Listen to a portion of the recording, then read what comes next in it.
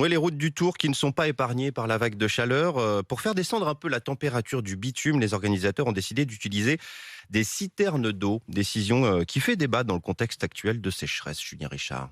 Oui, les chiffres et l'image ont fait bondir les associations de sauvegarde de l'écologie. Gabriel Gazzolini, porte-parole d'Alternativa, les Amis de la Terre. Ça participe de cette ambiance d'inaction par rapport à la question climatique qu'il y a dans le pays et qui est assez désespérante. Donc j'espère que les signaux qui seront envoyés pour les prochaines compétitions sportives seront plus à la hauteur de la situation qu'elles ne le sont aujourd'hui. Polémique comprend le monsieur route du Tour de France, André Bancala. Ce ne sont pas 10 000 litres qu'on utilise. On est sur des quantités qui sont raisonnables. Elles sont en effet sujettes à discussion et elles sont raisonnables. Au maximum 200 mètres de bitume au total par étape sont arrosés pour des raisons de sécurité des coureurs. On n'arrosera pas 200 km d'étape. On va arroser exclusivement là où la route se sera dégradée d'une part et d'autre part où ça présente un danger pour les coureurs. Présente au départ de l'étape hier, Carole Delga, la présidente de la région Occitanie, ne veut pas jeter de l'huile sur le bitume. Ce que je vois, c'est que le Tour de France, chaque année, progresse en matière environnementale. Regardons plutôt tous les points positifs où il y a eu de la progression de la part du Tour de France. Hier, un peu moins de 1000 litres d'eau avaient été utilisés au total depuis le début du Tour de France.